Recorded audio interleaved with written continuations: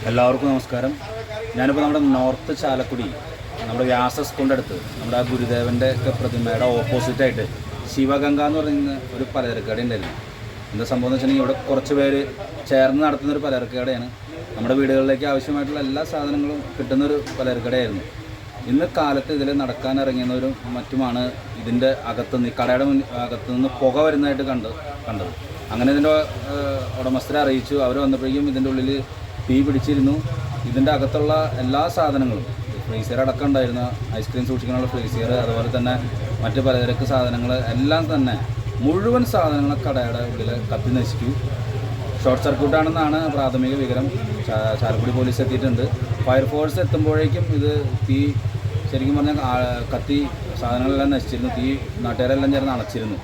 എന്തായിരുന്നാലും വളരെ ദാരുണമായിട്ടുള്ളൊരു സംഭവമാണ്. ഇവിടുത്തെ ആളുകൾ തന്നെ ചേർന്ന് ഒരു സംരംഭം എന്ന നിലയ്ക്ക് തുടങ്ങിയ ഒരു കടയാണ് ഷോർട്ട് സർക്യൂട്ട് മൂലം കത്തി നശിച്ചത്.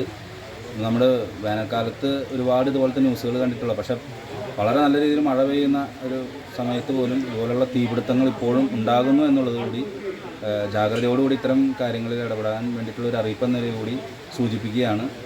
നമ്മൾ ഈ കടയ്ക്കകത്തോ അല്ലെങ്കിൽ മറ്റ് പൂട്ടിയിട്ട് പോകുന്ന സ്ഥലങ്ങളിലോ ഈ ഇലക്ട്രിക് ഉപകരണങ്ങൾ ഓൺ ചെയ്തിട്ട് പോയി കഴിഞ്ഞാൽ തീർച്ചയായിട്ടും ഇത്തരത്തിലുള്ള ഷോർട്ട് സർക്യൂട്ടുകൾ ഉണ്ടാകാനായിട്ടുള്ള സാധ്യതയുണ്ട്.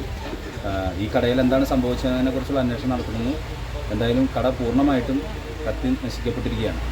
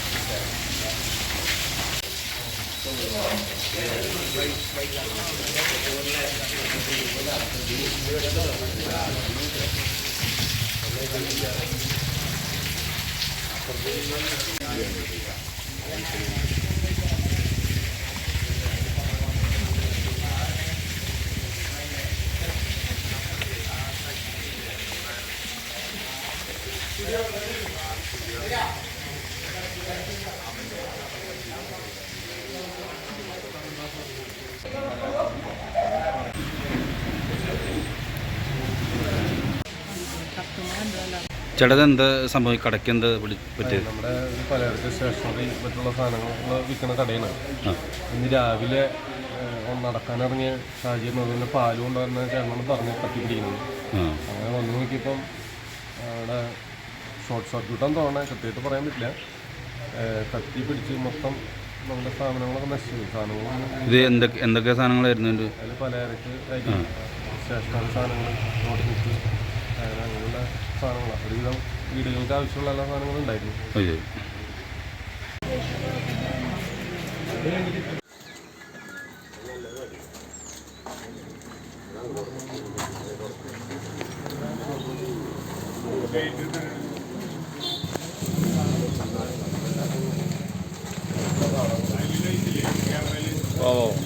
ക്യാമറയിൽ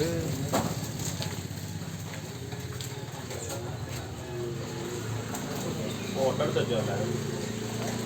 എടുക്കണ്ടായിരുന്നു.